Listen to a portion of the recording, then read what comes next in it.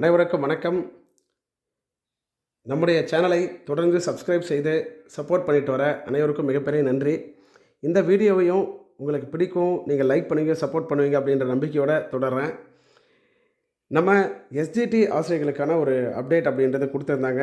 டிஆர்பியில் April 30 certificate வெரிஃபிகேஷனுக்கான அந்த லிஸ்ட்டையும் call letter download பண்ணுறதுக்கான ஆப்ஷனையும் கொடுத்துருந்தாங்க. கிட்டத்தட்ட எல்லாருக்குமே ஓரளவு தெரிஞ்சிருக்கும் என்னென்னக்கு உங்களுக்கு சர்டிஃபிகேட் வெரிஃபிகேஷன் இருக்குது அப்படின்றது. இன்றைக்கி நம்ம என்ன பார்க்க போகிறோன்னா, இந்த சர்டிஃபிகேட் வெரிஃபிகேஷனுக்கான கால் லெட்டரை எப்படி டவுன்லோட் பண்ணுறது, அதில் என்னென்ன விஷயங்கள் இருக்குது, அதே போல் இதற்கான சான்றிதழ்களை எப்படி நம்ம தயார் பண்ணுறது. ஏன்னா நிறைய பேருக்கு நிறைய டவுட்ஸ் இருக்கும். சார், என்னென்ன சர்டிஃபிகேட்ஸை நான் எப்படி எந்த வகையில் அதாவது எந்த ஆர்டரில் நான் அடுக்கிறது. அதே போல் நிறைய பேர் பார்த்திங்கன்னா கம்யூனிட்டி சர்டிஃபிகேட் சம்மந்தமாகவும் அதாவது பிஎஸ்டிஎம் சம்மந்தமாகவும் கான்ட்ராக்ட் சர்டிஃபிகேட் சம்மந்தமாக நிறைய டவுட்ஸ்லாம் கேட்குறீங்க. அது எல்லாமே இந்த வீடியோவில் நான் எக்ஸ்பிளைன் பண்ண போகிறேன். சர்டிஃபிகேட் வெரிஃபிகேஷன் போகிற ஒவ்வொரு ஆசிரியர்களும் தயவுசெய்து இந்த வீடியோ பார்த்துட்டு போனீங்கன்னா உங்களுக்கு பயனுள்ளதாக இருக்கும் அப்படின்றத நான் தெரிவிச்சுக்கிறேன். இப்போ டிஆர்பியுடைய வெப்சைட்டுக்குள்ளே நீங்கள் வந்தீங்கன்னாவே ஃபஸ்ட்டு வாட்ஸ் நியூ அப்படின்ற இடத்துல 30 கொடுத்து இந்த சர்டிஃபிகேட் வெரிஃபிகேஷனுக்கான லிஸ்ட் இருக்கும்.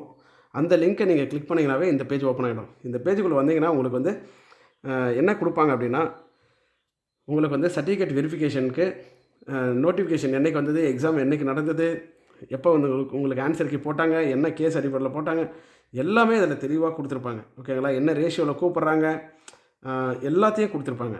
அதெல்லாம் ஸ்க்ரால் பண்ணி அப்படியே கீழே வந்தீங்கன்னா நீங்கள் என்ன பண்ணலான்னா, ஒரு 5 லிங்க் பார்க்கலாம். ஃபஸ்ட்டு இருக்கக்கூடிய லிங்க்கு லிஸ்ட் ஆஃப் கேண்டிடேட்ஸு, அதாவது சிவி லிஸ்ட்டுக்கு யாரெல்லாம் கூப்பிட்ருக்காங்களோ அந்த லிஸ்ட்டு பார்க்கலாம். செகண்டாக ஒரு லிங்க் இருக்கும். அதில் பார்த்திங்கன்னா இந்த டிஃப்ரெண்ட்லி ஏபிள் டிபார்ட்மெண்ட்டில் ஒரு 3-4 பேரை கூப்பிட்ருக்காங்க. அவங்கள முன்ன சர்டிஃபிகேட் வெரிஃபிகேஷன் லிஸ்ட்டில் ஆட் பண்ணாமல் இருந்திருக்காங்க. அதையும் இப்போ கொடுத்துருக்காங்க. அடுத்து கால் லெட்டருக்கான லிங்க் கொடுத்துருக்காங்க. அதுக்கடுத்து பார்த்திங்கன்னா நமக்கு பயோடேட்டா ஃபார்முக்கான லிங்க் அனெக்ஷர் 1, அதுக்கப்புறம் ஐடென்டிஃபிகேஷன் ஃபார்முக்கான லிங்க் அனெக்ஷர் 2, இதெல்லாம் கொடுத்துருக்குறாங்க. இதெல்லாம் நம்ம பார்க்க வேண்டியது சர்டிஃபிகேட் வெரிஃபிகேஷனில் உங்கள் நேம் வந்திருக்கான்னு கண்டிப்பாக நீங்கள் பார்த்துருப்பீங்க. பார்க்கலன்னா அந்த லிங்கை கிளிக் பண்ணி நீங்கள் பார்த்துடலாம். அதே போல் அடுத்தது பார்த்திங்கன்னா இந்த கால் லெட்டரை டவுன்லோட் பண்ணணும். ப்ளஸ் நம்ம இந்த ஐடென்டிஃபிகேஷன் ஃபார்மும் பயோடேட்டா ஃபார்மும் டவுன்லோட் பண்ணி வச்சுக்கோங்க. சரிங்களா? இப்போ இந்த கால் லெட்டரை எப்படி டவுன்லோட் பண்ணுறது அப்படின்றத நம்ம பார்த்துடலாம். அதாவது இந்த ஆப்ஷன் இருக்குது பாருங்கள், click here to download the call letter அப்படின்ற ஒரு ஆப்ஷன் இருக்கும். இதை கிளிக் பண்ணுங்கள்.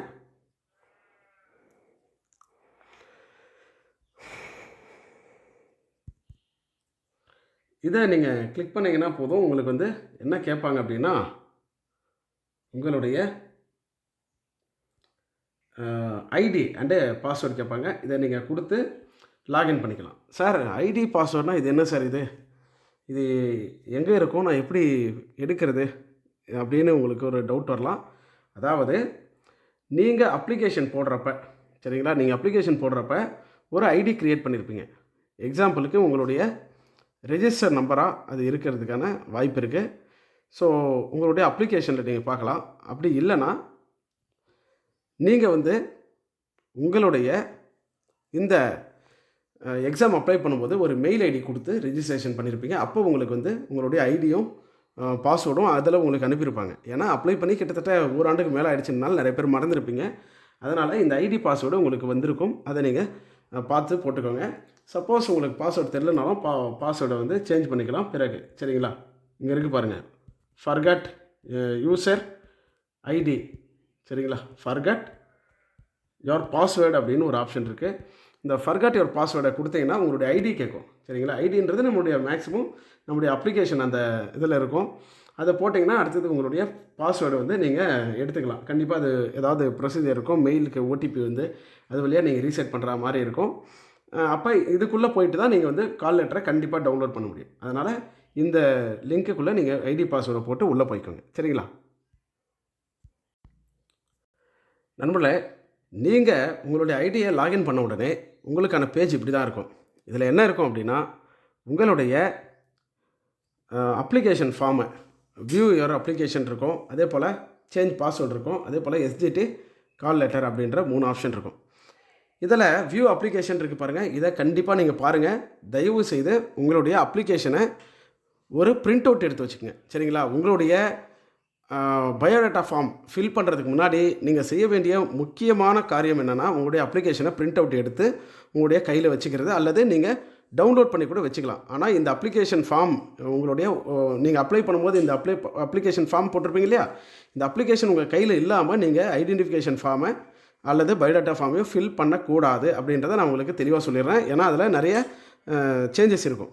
ஏதாவது ஒரு மிஸ்டேக் பண்ணிட்டீங்கன்னா பின்னாடி திருத்துறது கஷ்டன்றதுனால கவனமாக பார்த்து வச்சுக்கோங்க. அடுத்தபடியாக நம்ம பார்க்க வேண்டியது வந்து பார்த்திங்கன்னா, நம்முடைய பாஸ்வேர்டு சேஞ்ச் பண்ணுறது தேவை இருந்தால் பண்ணிக்கலாம். அடுத்து வந்து எஸ்டிடி கால் லெட்டர் அப்படின்ற ஆப்ஷனை நீங்கள் கிளிக் பண்ணி உங்களுடைய கால் லெட்டரை நீங்கள் டவுன்லோட் பண்ணிக்கலாம்.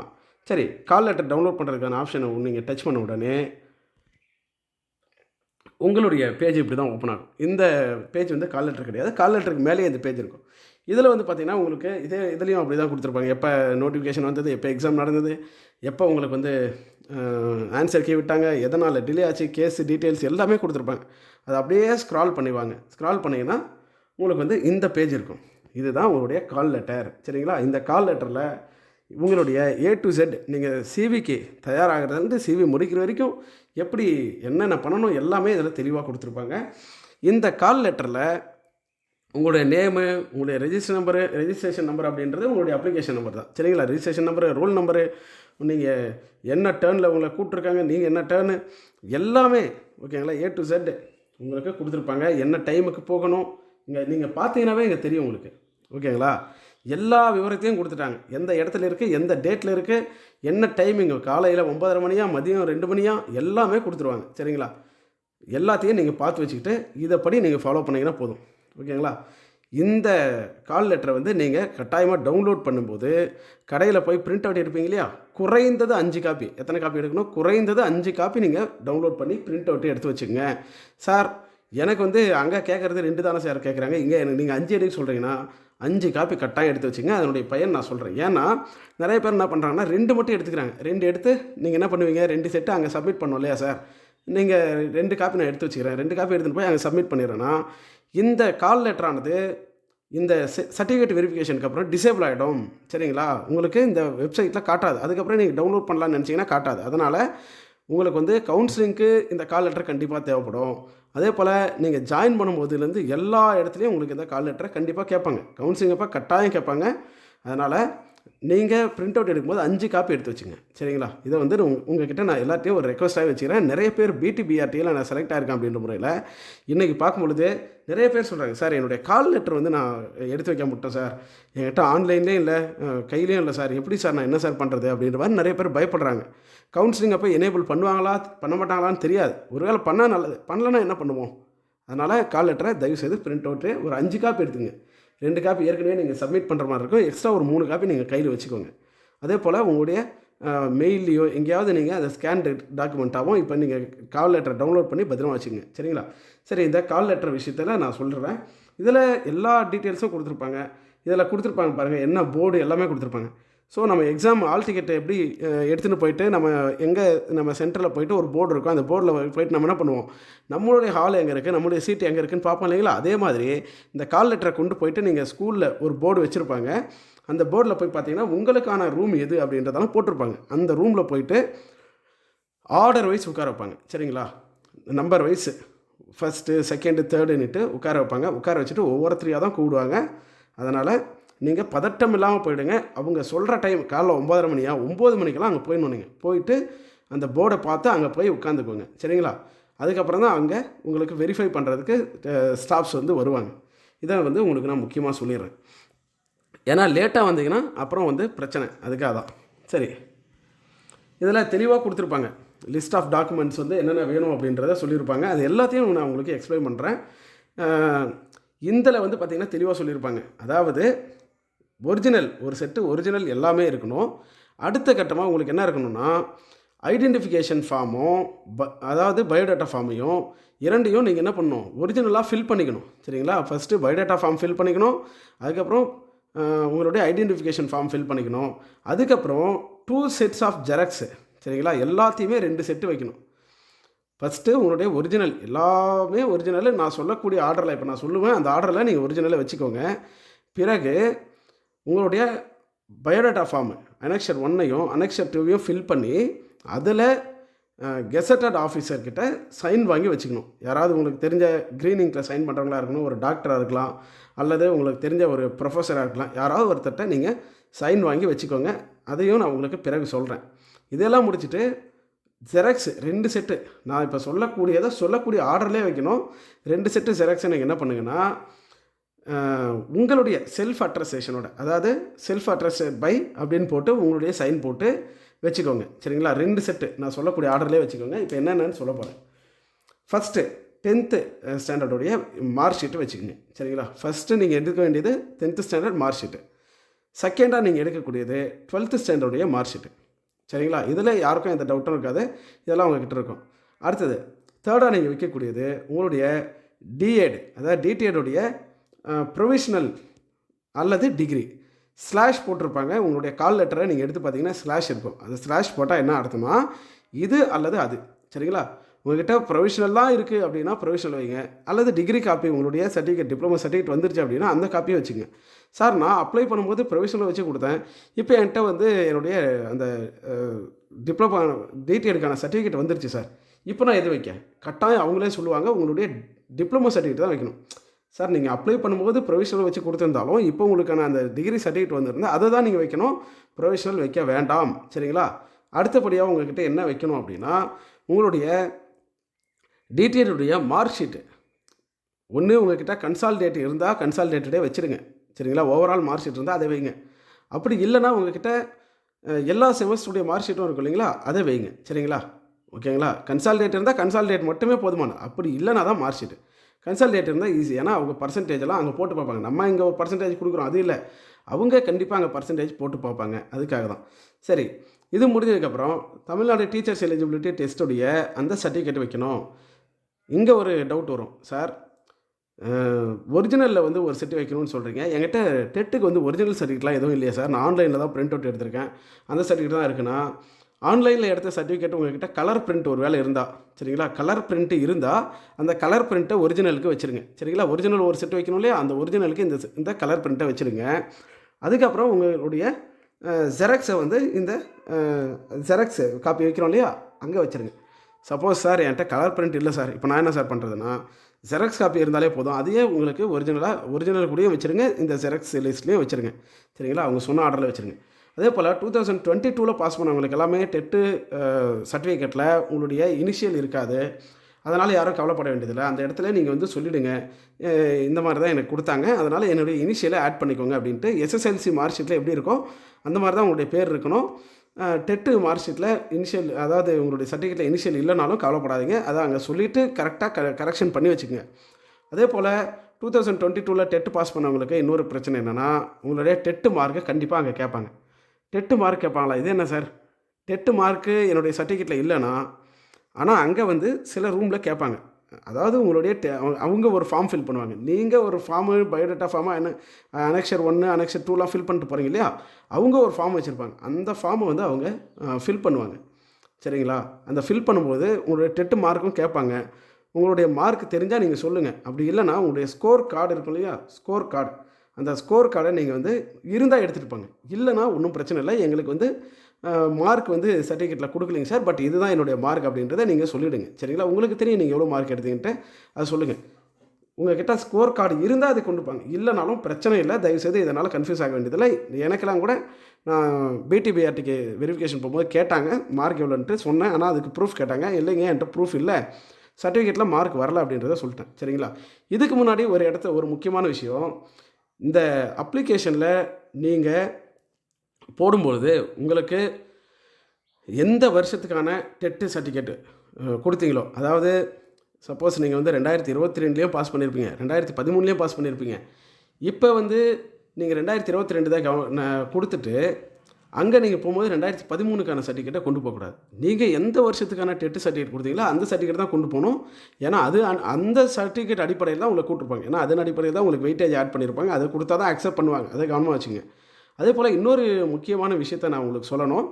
இந்த ஸ்பெஷல் டிஎட், அதாவது ஸ்பெஷல் டிடிஎட்ன்றது ஒரு முக்கியமான விஷயம். நிறைய பேர் ப்ரௌசிங் சென்டரில் போய் அப்ளை பண்ணியிருப்பாங்க.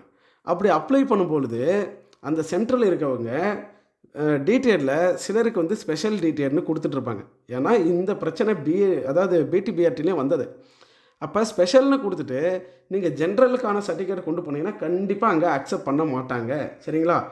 நீங்கள் வந்து சார் அவங்களுக்கு எப்படி சார் தெரியும் நான் கொடுத்துருக்கேன் அப்படின்னிங்கன்னா, அவங்க ஒரு ஃபார்ம் ஃபில் பண்ணுவாங்கன்னு சொன்னேன் இல்லையா, அந்த ஃபார்மில் கட்டாயம் அவங்களுக்கு கேட்டிருப்பாங்க, நீங்கள் ஸ்பெஷல் டீட்டெயில்னால் அங்கே மென்ஷன் பண்ணி கொடுத்துருப்பாங்க. இவங்க வந்து ஸ்பெஷல் படிச்சிருக்கேன்னு சொல்கிறாங்க, அப்போ இவங்கக்கிட்ட அதுக்கான சர்டிஃபிகேட்டை வாங்குங்க அப்படின்னு சொல்லியிருப்பாங்க.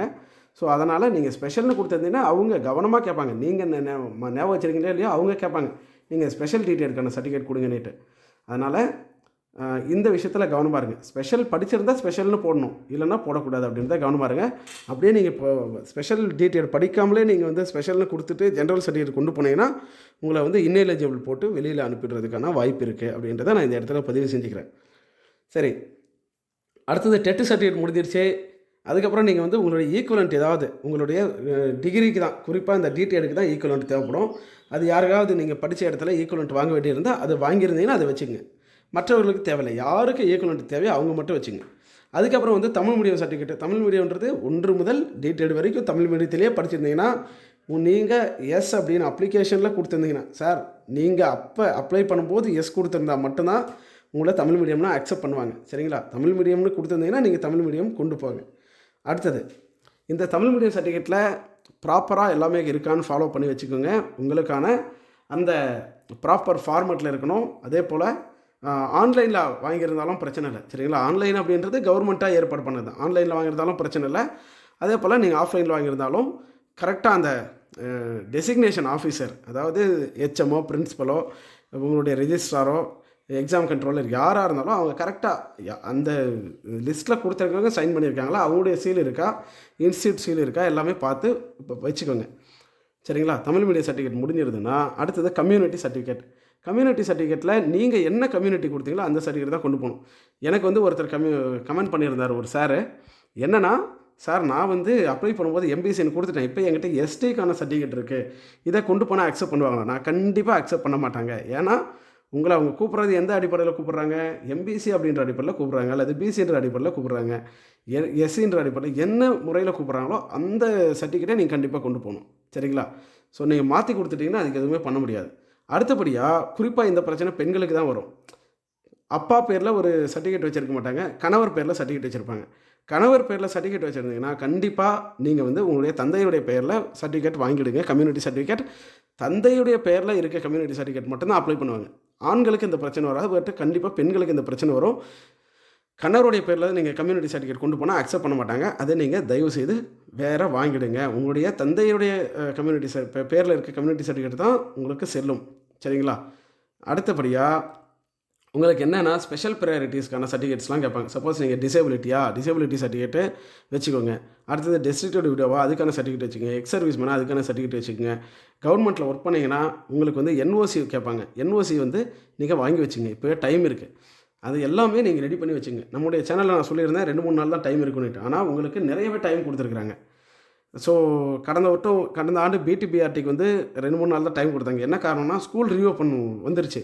ஸ்கூல் ரீஓப்பனுக்குள்ளே அவங்க வெரிஃபிகேஷனை முடிச்சாகணும் அப்படின்ற ஒரு கட்டாயத்தினால அவங்க இமீடியட்டாக அதை முடித்தாங்க. பட் இப்போ வந்து மே மாதம் ஸ்கூலால் லீவாக இருக்கனால டைம் எடுத்து அவங்க பண்ணுறாங்க. ப்ளஸ் உங்களுக்கான அந்த முன் தயாரிப்பு பண்ணியும் அவங்க பண்ண வேண்டியிருக்கனால இந்த டைம் இருக்குது. இதை நீங்கள் சரியான முறையில் பயன்படுத்திங்க. எல்லாத்தையும் பொறுமையாக கரெக்டாக ரெடி பண்ணி வச்சுங்க. அதே போல் இந்த ஓவரால் மார்க் ஷீட் இல்லை சார் நான் போய் வாங்க போகிறேன் அப்படின்ற மாதிரி அலையாதீங்க. சிலர் வந்து பார்த்திங்கன்னா செமஸ்டர் மார்க் ஷீட் வச்சுருந்தாங்க போன முறை, ஆனால் அவங்க ஓவரால் மார்க் ஷீட் வாங்கணுன்ட்டு போயிட்டு அலைஞ்சாங்க. அதெல்லாம் தேவையே கிடையாது. உங்கள்கிட்ட செமஸ்டர் மார்க் ஷீட் இருந்தால் செமஸ்டர் மார்க் ஷீட்டே போதும். ஓவரால் இருந்தால் மட்டும் கொண்டு போங்க, இல்லைனா செமஸ்டர் மார்க் ஷீட்டு, ரெண்டில் ஏதாவது ஒன்று தான். அடுத்தது கம்யூனிட்டி சர்டிஃபிகேட் சொல்லிட்டேன், இந்த ஸ்பெஷல் ப்ரையாரிட்டி சொல்லிட்டேன். அனெக்சர் 1 சரிங்களா? அனெக்சர் 1 அதாவது பயோடேட்டா ஃபார்மு, அனெக்சர் 2 வந்து ஐடென்டிஃபிகேஷன் ஃபார்மு. இதை வந்து ஃபில் பண்ணணும். சரிங்களா? ஃபில் பண்ணுறதுக்கு முன்னாடி நீங்கள் உங்களுடைய அப்ளிகேஷனை கவனமாக எடுத்து வச்சுக்கங்க. சரிங்களா? இந்த பயோடேட்டா ஃபார்மையும் ஐடென்டிஃபிகேஷன் ஃபார்மையும் ஃபில் பண்ணுறதுக்கே உங்களுக்கு ஒரு நாள் பொறுமையாக எடுத்துங்க. ஒரு நாள் அமைதியான சூழலில் ஒரு நாள் எடுத்துங்க. சரிங்களா? இதுக்கு நீங்கள் என்னென்ன பண்ணணும்னா உங்களுடைய அப்ளிகேஷன் ஃபார்மை கட்டாயம் பிரிண்ட் அவுட் எடுத்து வச்சுக்கிருக்கணும். சரிங்களா? அடுத்தது உங்களுடைய கால் லெட்டரை பிரிண்ட் அவுட் எடுத்து வச்சுருக்கணும். எல்லா சர்டிஃபிகேட்ஸையும் சரிங்களா, உங்களுடைய சர்டிஃபிகேட்ஸ் எல்லாத்தையும் கையில் வச்சுருக்கணும். இது எல்லாம் வச்சுக்கிட்டு தான் நீங்கள் ஃபில் பண்ணணும். சரி, எடுத்த உடனே டேரெக்டாக ஒரு பயோடேட்டா ஃபார்மை ஃபில் பண்ணிடக்கூடாது. என்ன பண்ணுன்னா ஃபஸ்ட்டு ஒரு ரஃப்பாக ஒரு காப்பி ஃபில் பண்ணுங்கள். இந்த ரஃப்பாக ஃபில் பண்ணுறது என்ன பண்ணுவீங்க, எல்லா சர்டிஃபிகேட்டையும் கம்பேர் பண்ணி சரிங்களா, ஃபஸ்ட்டு நீங்கள் என்ன பண்ணணும்னா உங்களுடைய அப்ளிகேஷனில் கொடுத்துருக்க டேட்டாவும் உங்களுடைய எல்லா சர்டிஃபிகேட்ஸ் இருக்குல்லையே 10th 12th டிகிரி உங்களுடைய கம்யூனிட்டி சர்டிஃபிகேட்டு உங்களுடைய எல்லா சர்டிஃபிகேட்டையும் நீங்கள் என்ன பண்ணணும்னா கம்பேர் பண்ணணும். சரிங்களா? அப்ளிகேஷனில் கொடுத்துருக்க டேட்டாவும் இதுவும் கரெக்டாக இருக்கா அப்படின்றத கம்பேர் பண்ணிவிட்டு கரெக்டாக இருந்தால் அப்படியே ஃபில் பண்ணிக்கங்க. அப்படி ஏதாவது தப்பாக இருந்தால் இப்போ கரெக்டாக ஃபில் பண்ணிவிடுங்க. சரிங்களா? இதை பண்ணணும். அதுக்கப்புறம் வந்து உங்களுடைய கான்டாக்ட் சர்டிஃபிகேட் கேரக்டர் சர்டிஃபிகேட்டு நான் அதை வந்து சொல்லிடுறேன். சரிங்களா? எல்லா சர்டிஃபிகேட்டும் ரெடி பண்ணிட்டீங்க. உங்களுடைய கான்டாக்ட் சர்டிஃபிகேட் கேரக்டர் சர்டிஃபிகேட்டில் தான் நிறைய பேருக்கு டவுட் இருக்கும். Contact certificate from last studied institute RTC அப்படின்னு இருக்கும். சரிங்களா? இந்த கான்டாக்ட் சர்டிஃபிகேட் வந்து நீங்கள் கடைசியாக எங்கே ரெகுலரில் படிச்சிங்களோ, நீங்கள் பிஎட் படிச்சிருக்கலாம், எம்ஏ படிச்சிருக்கலாம், பிஹெச்டி படிச்சிருக்கலாம், என்ன வேணால் படிச்சிருக்கலாம். ரெகுலரில் எங்கே படிச்சிங்களோ கடைசியாக அந்த டிசி உங்கள்கிட்ட இருக்குமானால் அதை எடுத்து பாருங்கள். அதை எடுத்து பார்த்தீங்கன்னா அதில் கான்டாக்ட் அண்ட் கேரக்டர் குட் அப்படின்னு போட்டிருப்பாங்க. கான்டாக்ட் அண்ட் கேரக்டர் போட்டு குட் அப்படின்னு போட்டிருந்தாங்கன்னா அதையே நீங்கள் காட்டிக்கலாம். சப்போஸ் அந்த டிசியில் அது மென்ஷன் பண்ணலன்னா நீங்கள் லாஸ்ட்டாக எங்கே படிச்சிங்களோ அங்கே போய்ட்டு ஒரு கான்டாக்ட் சர்டிஃபிகேட் வாங்கிடுங்க. சரிங்களா? ரைட்டு. சப்போஸ் உங்கள்கிட்ட என்னுடைய டிசியில் அது மென்ஷன் பண்ணியிருந்தாங்க, சார் நான் இப்போ வேறு ஹையர் ஸ்டடீஸ் படிச்சுட்ருக்கேன், இப்போ என்கிட்ட அந்த டிசி இல்லை சார், நான் என்ன பண்ணலாம் அப்படின்னா நீங்கள் லாஸ்ட்டாக எங்கே படிச்சிங்களோ அங்கே ஒரு கான்டாக்ட் சர்டிஃபிகேட் வாங்கி கொடுத்துருங்க. சரிங்களா? இது முடிஞ்சிச்சு. ரெண்டாவதாக character certificate, latest contact certificate அப்படின்னு சொல்லியிருப்பாங்க இந்த கால் லெட்டரில். அப்போ அது வந்து கேரக்டர் சர்டிஃபிகேட் தான். நீங்கள் எக்ஸாம் அப்ளை பண்ணும்போதே கேரக்டர் சர்டிஃபிகேட் வாங்கியிருப்பீங்க. இப்போ அப்ளை பண்ணி ரொம்ப நாள் ஆகிடுச்சு, ஒரு வருஷத்துக்கு மேலே ஆகிடுச்சு இல்லைங்களா? அதனால் இப்போ நீங்கள் ஒரு நபர்கிட்ட நீங்கள் என்ன பண்ணுங்கள், அதாவது உங்களுடைய ஐடென்டிஃபிகேஷன் ஃபார்ம்லேயும் பயோடேட்டா ஃபார்ம்லேயும் சைன் வாங்குவீங்க இல்லையா, அவங்கக்கிட்டேயும் அவங்கள டாக்டரவோ அவங்க வந்து ஒரு கெசட்டட் ஆஃபீஸராக இருந்தாங்கன்னா அவங்கக்கிட்ட தான் நீங்கள் சைன் வாங்க போகிறீங்க. அவங்கக்கிட்டே என்ன பண்ணிவிடுங்க, ஒரு கேரக்டர் சர்டிஃபிகேட்டும் வாங்கிடுங்க. சரிங்களா? வாங்கும்பொழுது உங்களுடைய நேமில் இருக்க ஸ்பெல்லிங்கு, சரிங்களா, இதெல்லாம் கவனமாக பார்த்துங்க. உங்களுடைய நேமுடைய ஸ்பெல்லிங்கு, உங்களுடைய ஃபாதர் நேமுடைய ஸ்பெல்லிங்கு எல்லாமே கரெக்டாக அதில் இருக்கான்னு பார்த்து வச்சுங்க. அதே போல் மினிமம் 2 வருஷம் தெரியும் அப்படின்றத போட்டு அவங்கக்கிட்ட சைன் வாங்கி அவங்களுடைய சீலோடு வச்சுங்க. இது மட்டும் போதுமானது. ஓகேங்களா?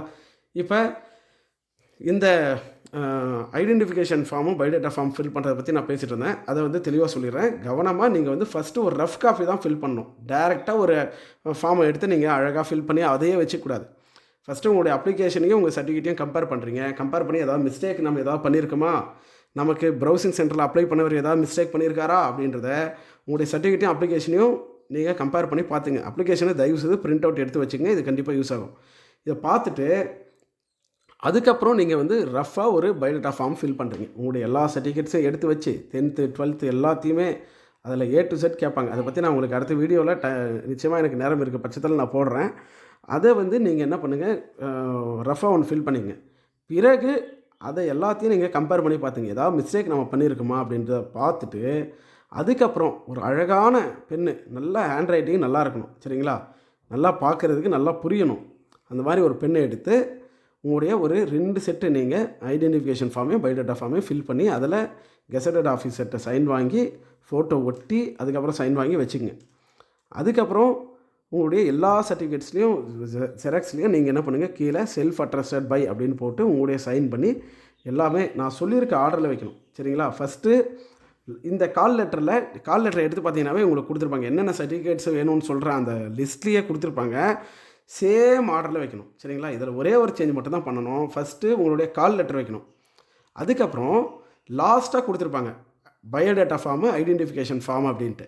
சரிங்களா? அனெக்சர் 1 அண்ட் அனெக்சர் 2வை லாஸ்ட்டாக இருக்க இந்த 2த்தையும் கொண்டு வந்து annexure 1 call letter, first call letter வைப்பீங்க, ரெண்டாவது அனெக்சர் 1, அதுக்கு கீழே அனெக்சர் 2, அதுக்கப்புறம் உங்களுடைய கால் லெட்டரில் என்ன ஆர்டரில் கொடுத்துருப்பாங்களோ, இப்போ நான் ஆர்டர் பண்ணி தான் சொல்லியிருக்கேன், அதே ஆர்டரில் வைக்கணும்.